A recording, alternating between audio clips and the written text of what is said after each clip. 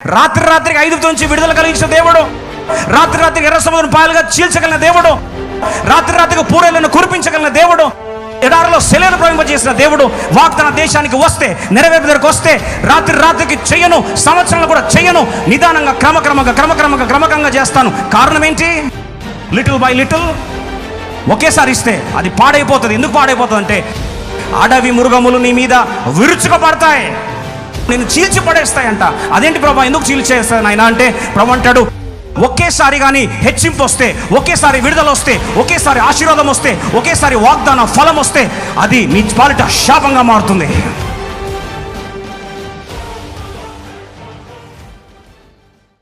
నీవు అభివృద్ధి పొంది ఆ దేశమును స్వాధీనపరచుకుని వరకు క్రమముగా వారిని ఎదుట నుండి వెళ్ళగొట్టేదను. ఎలా వెళ్ళగొడతాడట? Little by little, step by step. If God wants to give a deliverance, He can give you overnight. But God says the promised land has to be inherited step by step, little by little, process by process, waiting by waiting, endurance and patience. ఎందుకు ప్రభు ఇదంటే 29 వచ్చిన రాసును త్వరగా చదవండి. 29, దేశము పాడై అడవి మృగములు నీకు విరోధముగా విస్తరింపకుండానట్లు వారిని ఒక్క సంవత్సరంలోనే నీ ఎదుట నుండి వెళ్ళగొట్టను. I will not drive them out in just an year. It is impossible. ఎందుకు ప్రభా, చేత కాదా నీకంటే? రాత్రికి ఐగుప్తు నుంచి విడుదల కలిగించిన దేవుడు, రాత్రికి ఎర్ర సముద్రం పాయలుగా చీల్చగలిగిన దేవుడు, రాత్రికి పూరేళ్లను కురిపించగలిగిన దేవుడు, ఎడారిలో సెలవులు ప్రవహింపజేసిన దేవుడు వాగ్దాన దేశానికి వస్తే, నెరవేర్పు దగ్గరకు వస్తే రాత్రికి చెయ్యను, సంవత్సరాలు కూడా చెయ్యను, నిదానంగా క్రమక్రమంగా చేస్తాను. కారణం ఏంటి? వై? Little by little. ప్రభు అంటాడు, దేశం ఏమవుతుంది? ఒకేసారి ఇస్తే అది పాడైపోతుంది. ఎందుకు పాడైపోతుంది అంటే అడవి మృగములు నీ మీద విరుచుకపడతాయి. The beast will fall on you and will engulf you, that it will totally raven you. నేను చీల్చి పడేస్తాయంట. అదేంటి ప్రభా, ఎందుకు చీల్చేస్తాను ఆయన అంటే ప్రభు అంటాడు, నీకు విరోధముగా ఉండే అడవి మృగాలు ఒకేసారి కానీ హెచ్చింపు వస్తే, ఒకేసారి విడుదల వస్తే, ఒకేసారి ఆశీర్వాదం వస్తే, ఒకేసారి వాగ్దాన ఫలం వస్తే అది నీ పాలిట శాపంగా మారుతుంది. It was a shocking revolution. మనలో చాలామంది ప్రార్థిస్తాం, ఎందుకయ్యా వివాహం ఆలస్యం అవుతుంది, ఎందుకయ్యా పిల్లలు పుట్టడం ఆలస్యం అవుతుంది, ఎందుకయ్యా నాకు రావాల్సిన డబ్బు ఇంకా రాకుండా ఆలస్యం అవుతుంది, ఎందుకయ్యా నా సమకూర్పు ఆలస్యం అవుతుంది, ఎందుకయ్యా పరిచర్య ఫలమును చూడలేకపోతున్నాను, ఎందుకయ్యా ఆత్మలు ఇంకా రావట్లేదు, ఎందుకయ్యా అని ఎందుకు ఆరోగ్యం విషయంలో, స్వస్థత విషయంలో, విడుదల విషయంలో, సమకూర్పు విషయంలో, సమాధాన విషయంలో వై భర్త ఎందుకు మారట్లేదు ప్రభా, పిల్లలు ఎందుకు ఇంకా స్వస్థపరచబడలేదు, పిల్లలకి ఇంకెందుకు జీవితం సెటిల్ అవ్వట్లేదు, కెరీర్ ఇంకా బాగా అవ్వట్లేదు, ఇన్ని వాగ్దానాలు ఇచ్చావు కదా ప్రభా, వాగ్దానం ఇస్తే డన్ అని చెప్పి వాగ్దానం వింటున్నాం కదా ప్రభా, ఇంకెందుకు నెరవేర్చలేదు అంటే ప్రభు జ్ఞాపకం చేస్తున్నాడు, ఒకేసారిగా నీ చేతికి తీసుకొచ్చి పెడితే క్రూర మృగాలు ఆ దేశాన్ని ఏం చేస్తాయి? పాడు చేస్తాయి. ఆ దేశం ఎట్లా పొందుకుంది? వాగ్దాన దేశం. అంటే వాగ్దాన స్వాస్థ్యం మీద అడవి మృగాలు ఏం చేస్తాయి? దాడి చేసి ఒకేసారి ఏం చేస్తాయండి? సర్వనాశనం చేస్తాయి. ఈరోజు ప్రశ్న, అసలు అడవి మృగాలు మనం ఎందుకు దాడి చేస్తాయి? Why should they do that? మళ్ళీ ఒకసారి చూస్తే ద్వితీయోపదేశకాండం 7వ అధ్యాయం 20 ప్రభు అంటాడు, భీకరుడైన దేవుణ్ణి, శత్రువుల్ని భయపెట్టడానికి నాకు పెద్ద కథ ఏం కాదు, వణికించగల సామర్థ్యం గల దేవుణ్ణి, అయినా సరే 7:22 ద్వితీయోపదేశకాండంలో అంటాడు, క్రమక్రమముగా Deuteronomy 7:22 క్రమక్రమముగా కొద్ది కొద్దిగా క్రమక్రమముగా నేను ఈ జనములను తొలగించును, అడవి మృగములు విస్తరించి నీకు బాధకములుగా నుండకవచ్చును గనుక వారిని ఒక్కమారే నీవు నాశనము చేయ తగదు, అది నీకు క్షేమకరము కాదు. అయితే ప్రశ్న, మరి జవాబు రాదా? వాగ్దాన ఫలం జరగదా? అంటే నా జీవితంలో వాగ్దానాన్ని చూడనా? Psalm 84:11 దేవుడని యెహోవా సూర్యుడును తేడమునై ఉన్నాడు, యెహోవా కృపయు ఘనతయు అనుగ్రహించును, యథార్థముగా ప్రవర్తించిన వారికి ఆయన ఏ మేలు చేయక మానడు. మళ్ళీ ఒకసారి చెప్పండి, ఏ మేలు చేయక మానడు. ఫలము తథ్యం, జవాబు తథ్యం, దర్శన నెరవేర్పు తథ్యం, వాగ్దాన నెరవేర్పు తథ్యం, వాగ్దాన ఫలము చూసేది తథ్యం. It's undebatable, undeniable. అంటే మన భాషలో తెలంగాణ బరాబర్ నెరవేరుతుంది. కానీ ఎప్పుడు అనేది క్వశ్చన్. అర్థమైందండి? వాగ్దానం నెరవేరకపోయే ప్రసక్తే లేదు. It's only a matter of time. ప్రభు అంటాడు, నేను వెంటనే మాత్రం చెయ్యను. Time is a debatable thing. It requires your patience, your endurance, ఓపిక. అంతవరకు ఏం చేయాలి? మనం అంటాం, ఇంకెంతకాలం ప్రభా, నా మీద నీకు ప్రేమ, చెప్పండి, పర్లేదు. లేదా ప్రభా అందరూ చాలా త్వరగా వెళ్ళిపోతున్నారు ప్రభా, నాకెందుకు ఆలస్యం అవుతుంది ప్రభా? Are you hating me lord? నేనంటే నీకు పడదా నాయన? Why did you slow my success lord? Why did you slow down my settlement lord? అంటామా లేదా? ఉందన్నట్టు చెప్పండి. ప్రభా నిజంగా నీకు నేనంటే కోపమా? కామన్ పదం ఏంటంటే నేనంటే దేవునికి ఇష్టం లేదనుకుంటా. వాళ్ళకేమో దబదబ వాగ్దానాలు నెరవేరుతున్నాయి, నాకే నెరవేరుతున్నాయి, నా పిల్లల విషయం నెరవేరుతలేదండి. అదేంటండి మరి నాకు మాత్రం వాగ్దానాలు వాళ్ళకంటే పవర్ఫుల్ ఉన్నాయి కానీ నాకంటే ఫాస్ట్గా వాళ్ళు పోతున్నారండి. గుర్రం అక్కడండి, ఇది గాడిదండి అని చాలా ఫీల్ అవుతూ ఉంటాం. ఒక మాట చెప్పాలని ఆశపడుతున్నాను, ప్రశ్న అడుగుతున్నాను. దేవుడు నేను ఎంత పిచ్చిగా ప్రేమిస్తున్నాడంటే, నిన్ను ప్రేమిస్తున్నాడు కాబట్టే నీ వాగ్దాన స్వాస్థ్యము దేశం మీద క్రూర మృగాలు పడి ధ్వంసం చేస్తాయి. ఎందుకంటే సడన్గా వెంటనే ఇస్తే you will fall in to the attention and scanner of the wild బీస్. ఏదైనా సడన్గా దేవుడు మనకి ఇచ్చాడు అనుకోండి, వెంటనే ఇచ్చేసాడు అనుకోండి, రెండు జరుగుతాయి నాకు తెలిసి. ఇప్పుడు 1000 మందిలో నుంచి ఇప్పుడు నన్ను పక్కన జరిపారనుకోండి, ఫోకస్ ఎవరి మీదకి వస్తుంది? మాయకంగా చెప్పకండి అండి, ఎవరి మీద వస్తుంది ఫోకస్? నా మీద వస్తుంది. ఇప్పుడు క్రూరముఖం ఫోకస్ ఎవరి మీదకి వెళ్తుంది? మీ మీద వెళ్ళదు, నా మీదకి వస్తుంది. See, suddenly when God promotes you or exalts you, you have a higher chance of higher attention of the beast. క్రూరముఖం యొక్క గమనము ఫోకస్ ఎక్కువ పడుతుంది. క్రూరముఖం పడిన తర్వాత ఏం చేస్తుంది? అబ్బా చాలా దేవుడు దీవిస్తున్నట్టదా? క్రూరముఖమే క్రూరత్వం పడి ఏం చేస్తుంది? So 2 points. You are either uncovered. Number 2, you are standing out in such a way that you will be the easy target. ఈ రెండే జరుగుతాయి. ఇప్పుడు వెంటనే అటాక్ కావద్దు అంటే దేవుడు ఏం చేస్తాడంటే అందరిలో పెట్టినట్టే పెడతాడు. మన బాధ ఏంటంటే మర్చిపోయింది దేవుడు, అంతే కదా.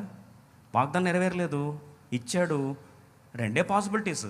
ఆ వాగ్దానం అన్న తప్పై ఉండాలి, లేదా నా మీద దేవుని కన్నా కోపమై ఉండాలి. ఈ రెండు కాకపోతే నేను ఆరాధించే దేవుడు అబద్ధమై ఉండాలి. ఈ మూడే కదా పాసిబిలిటీస్, అంతే కదా. ఆ పాసిబిలిటీస్, 3 పాసిబిలిటీస్ ఆలోచిస్తాను. కొన్నిసార్లు మనకు అనిపిస్తుంది, అంటే వాగ్దానం ఆలస్యం అయ్యేసరికి ఒక ప్రశ్న అడుగుతాను. ఇప్పుడు దేవుడు మనల్ని 2019లో వాగ్దానం ఇచ్చాడు, 1000 రెట్లు ఆశ్రయిస్తాను అన్నాడు. లైఫ్ టెంపుల్ 70 మందితో స్టార్ట్ చేశాను. 70 మంది ఉన్నప్పుడు ఎక్కువ ప్రేమించాడా? ఈరోజు 3000 మంది ఉంటే ఎక్కువ ప్రేమిస్తున్నాడా? సరే, దేవుని వాస్తవం ఉద్దేశం మనం అనుకునేది ఏంటి? 3000 అప్పుడు ఎక్కువ ప్రేమిస్తున్నాడు, 70 అప్పుడు తక్కువ ప్రేమిస్తున్నాడు. ఫ్యాక్ట్ అదే. మనం అనుకునేదైతే అదే. 70 మందే ఉన్నారు కాబట్టి నన్ను దేవుడు 70 ప్రేమిస్తున్నాడు. ఎప్పుడు అదే ఆలస్యం చేసి ఉంటే, సరే 5 years కదా, ఒక 50 years చేశాడు అనుకో దేవుడు. ఏంటంటే దేవుడికి నేనంటే, మేమంటే ప్రేమ అంత లేదు, అసలు వాగ్దానమే తప్పై ఉండొచ్చు కూడా. ఏమంటే దేవుడు అదే సడన్గా 3000 ఇస్తే దేవునికి ఎంత ప్రేమ కదా. అది 1,00,000 అయితే అబ్బో విస్తృతమైన ప్రేమ దేవునికి. మాట చెప్తానండి, 70 అప్పుడు నేను ఎంత ప్రేమించాడో, ఏమీ లేకుండా 0 ఉంటే కూడా అంతే ప్రేమిస్తాడు. కోట్ల మంది తీసుకొచ్చి ఇస్కరేణులు చేస్తే కూడా అంతే ప్రేమిస్తున్నాడు. నిన్ను ప్రేమిస్తున్నాడు కాబట్టి కోట్ల మంది ఫలము, వాగ్దాన ఫలం చూడాల్సిన నీవు ఆలస్యం అవుతుందంటే, క్రూరముగాలు వచ్చి చిదిమేస్తే ఆ కోట్ల ఫలితం ఒక్కసారి బుగ్గిపాలవుతుందని తెలిసి నేను కాపాడడానికి ప్రేమ అని నేను చేస్తుంది, కప్పేస్తుంది. You God really loved you, he covers you, he delays you, he slows down things in your life. Slow చేస్తాడు దేవుడు. అలా చేయకపోతే దబ ఇచ్చేసాడు అనుకోండి. ఉజ్జియా జీవితాన్ని మీకు జ్ఞాపకం చేస్తాం. క్రూరంగా రెడీగా పొంచిందంట. ఉజ్జియా జీవితం ఎంత అద్భుత జీవితం అంటే, 2వ దినవృత్తాంతం 26వ అధ్యాయము 5వ వచనంలో దర్శనాలు దేవుని నుంచి ప్రత్యక్షలు పొందుకోవడమే కాదు, 15th verseలో అద్భుతమైన మాట చూడండి. First time engines, technology, transmission, shipping ఇవన్నీ కూడా ఒక లెజెండ్ అండి. అంటే అంత సైంటిఫిక్ ఎక్స్ప్లోజన్ నాకు తెలిసి ఇంకా ఏ రాజు హయాంలో జరగలే. సొలొమోన్ కంటే ఎక్కువ సైంటిఫిక్ ఎక్స్ప్లోజన్ జరిగింది ఎవరి టైంలో అండి? ఉజ్జియా టైంలో. చదువుదాం త్వరగా, 26-15 both the verses, Telugu and English. And he made in Jerusalem engines. చూడండి, engines invented by cunning men to be on the towers, bulwarks, shoot arrows, great stones with and his name spread far abroad for he was marvellously helped. ఎంత famous అంటే scientific technology, ammunition, యుద్ధ రంగాల్లో, తర్వాత missile టెక్నాలజీలో ఏది తీసుకున్నా సరే legend అండి. ఎక్స్ప్లోజన్ అనుకోండి, ఇంకా సైంటిఫిక్ ఎక్స్ప్లోజన్ ఏ రేంజ్లో జరిగిందంటే అంత రేంజ్లో జరిగిపోయింది. ఇప్పుడు దేవుడు వెంట వెంటనే ఇచ్చేశాడు కదా అని, ఫటాఫట్, మన భాషలో ఫటాఫట్ ఇచ్చేసాడు. ఫటాఫట్ ఇచ్చేసరికి ఇప్పుడు క్రూరముఖం వచ్చి ఏం చేయాలి? కాటేస్తే. ఏం క్రూరముఖం? నెక్స్ట్ వచ్చిన 16 వచ్చిన. అయితే అందరం కలిసి చూద్దాం. అయితే అతడు స్థిరపడిన తర్వాత అతడు మనస్సున గర్వించి చెడిపోయాను. అతడు ధూపపీఠ మీద ధూపం వేయటకై యెహోవా మందిరంలో ప్రవేశించి తన దేవుని యెహోవా మీద ద్రోహము వెళ్ళాడు. పట్టుకున్నాడు ధూపార్తిని, చెయ్యి కుష్ఠరోగం వచ్చేసింది. శరీరం అంతా దృశ్యం చూస్తాం, శరీరం అంతా కుష్ఠు ప్రవేశించింది. కుష్ఠరోగానే చరిత్రలో అంతర్ధానం అయిపోయాడు. ఆయన శవం దగ్గరకు రావడానికి కూడా ప్రజలు భయపడ్డారు. The tragic death history could ever record. నిన్ను దేవుడు ప్రేమిస్తే 2 ఆప్షన్స్ నీకు ఇస్తే ఏది కోరుకుంటారు? వెంట ఇచ్చేసి ఉజ్జాలకు కావాలా, లేదా ఇశ్రాయేల్ ప్రజల్లాగా నిదానంగా ఇచ్చి క్రమక్రమంగా ఇచ్చి శత్రులు దాడి చేయకుండా కాపాడాలి? ఏది కావాలండి? రెండోది. ఒకరోజు అండి వాక్య పరిచర్య యూనివర్సిటీలో ముందు పరిచర్య చేస్తుండే, యూనివర్సిటీలో బైబిల్ స్టడీస్ తీసుకుంటుండే. యూనివర్సిటీలో ఉద్యోగం స్టార్ట్ చేసి ఒక్కొక్క సైంటిఫిక్ ఎక్స్ప్లోజన్ ఎట్లా జరిగిందని, టెక్నాలజీ అన్ని areas, missile technology, ammunition, engine technology అన్నీ కూడా స్టూడెంట్స్తో చర్చించుకుంటూ చాలామంది ఇంకా బాగా ఎగ్జైట్ అయిపోయారు. ఎంత ఎగ్జైట్ అయ్యారంటే 8 బైబిల్ స్టడీస్ అయిపోయండి. 8th బైబిల్ స్టడీలో do have any prayer request అన్నాను. అంటే అందరు పరిగెత్తుకుంటూ వచ్చారు. అన్న ఉజ్జాలాగా దేవుడు మనం దీవించును కాక అని ప్రార్థన చేయండి. 8th బైబిల్ స్టడీ అయిపోతుంది అన్నాను. సరే చేస్తాను, కానీ ఇది ఒక్క వారం పోస్ట్పోన్ చేస్తున్నాను. 9th బైబిల్ స్టడీ తర్వాత మీరు అడగండి, తప్పకుండా ప్రేయర్ చేస్తాను. 9th బైబిల్ స్టడీ రోజు గర్వించి చెడిపోయి నష్టపోయాను, స్థిరపడిన తర్వాత వాక్యం వచ్చిన తర్వాత కుష్టి వచ్చిందని తర్వాత ప్రార్థన మనకు కావాలంటే అందరూ తల కిందకి వేశారు. అందరూ వచ్చారు కదా ప్రేయర్ రిక్వెస్ట్ కొరకు చేద్దామని. నేను ఆశతో తాతలాడుతున్నా అంటే దండం పెట్టి వద్దులే అన్న, థ్యాంక్ యూ అన్న. ఎందుకు చెప్తున్న ఈ మాట అంటే మన జీవితంలో దేవుడికి ఏది మేలో మనకు తెలుసు. ఆయన ప్రేమిస్తున్నాడు కనుకనే మన జీవితంలో ఆయన కోరేది వాగ్దాన ఫలం మీద మన మనసు కాదు, వాగ్దానం ఇచ్చిన దేవుని మీద మన ప్రేమ. ఏది ఇంపార్టెంట్ అండి? వాగ్దాన ఫలమా లేకపోతే వాగ్దానం ఇచ్చిన దేవుని మీద విశ్వాసమా? ఆయన మీద బంధం కాదా దేవుడు కోరుకుంది? పరమగీతంలో 8:5లో షులమితి ఎంత అద్భుతమైన సీన్, అంత బ్యూటిఫుల్గా ఉందో చూడండి. తన ప్రియుని మీద ఆనుకొని అరణ్య మార్గమున వచ్చినది ఎవతే. ఎక్కడి నుంచి వస్తుందండి? అరణ్య మార్గం. అరణ్యం ఎందుకు తీసుకెళ్తున్నాడంటే ప్రియుని మీద ఏం చేయాలంట? ఆనుకోవాలి. How beautiful it is. ఎర్ర సముద్రం ఎందుకు తీసుకొచ్చాడంటే ఊరక్క నిలుచుండి చూడుడి యెహోవాను నేనే, ఎడారి దారిలో నా కన్నీటిలో నా పక్షము నిలిచి నా ముందరే నడిచే, నీ శక్తినే చాట నా నుంచెనే ఇచ్చోట, నిన్నెరుగుటే నా బలం. దేవుని ఎవరో తెలుసుకోవాలనే కదా ఇంత రాద్ధాంతం అంతా. దేవుడు సమస్తం అందుకొరకే ఉజ్జీవాలు, అద్భుతాలు, స్వస్థతలు చేస్తూ దయ్యాలున్న వాళ్ళు ఇలాగొట్టి చనిపోయిన బతికిస్తూ ఉన్నారంట. ప్రభు అన్నాడు, అక్రమం చేయవారులారా వెళ్ళండి, మీరెవరో నాకు. ఎంత విషాదం. 1 సమూయేలు 3:1లో సమూయేలు పరిచర్య చేస్తూ ఉన్నాడు.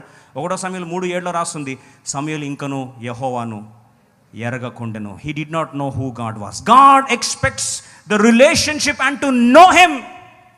ఆయన ఎవరో మనం ఏం చేయాలి? తెలుసుకోవాలి. చాలాసార్లు మాట బాధతో చెప్తున్నా, దేవుడు నీకు ఇచ్చే ఆశీర్వాదము దేవుడు ఒకేసారి సడన్గా ఇస్తే నేను మాట చెప్తాను. ఈరోజు చాలామంది నేను ప్రార్థన చేసిన వాళ్ళు ఉన్నారు. మందిరంగా కన్నీటి ప్రార్థన చేశాను కొంతమందికి. దేవుడు కమిషనర్ల పొజిషన్లో పెద్ద పెద్ద స్థాయిలో ఎలా దీవించాడు దేవుడు వాళ్ళంటే, ఈరోజు ప్రార్థన ఫలముగా వాగ్దాన ఫలం వచ్చింది. I'm sorry tell you this. ఈరోజు బార్లలో కూర్చొని తాగుతూ ఉన్నారు. ఇదే టైంలో వాక్యంలో మందిరంలో కూర్చోాల్సిన వారు ప్రార్థన చేస్తే ఉద్యోగ భిక్ష దేవుడు ఇస్తే ఈరోజు ఇంట్లో కూర్చొని నిద్రపోతున్న వాళ్ళు ఉన్నారు. టీవీ చూస్తూ వార్తలు కాలక్షేపం చేస్తూ ఉన్నారు. What is that blessing when you are going away from God? Is it a blessing?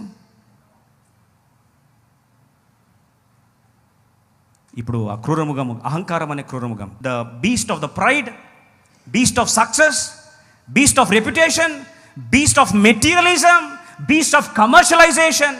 పరిగెడుతున్నాం. ఎంత పరిగెడుతున్నాం మనం అంటే ఒక విషాదకర మాట చెప్తాను.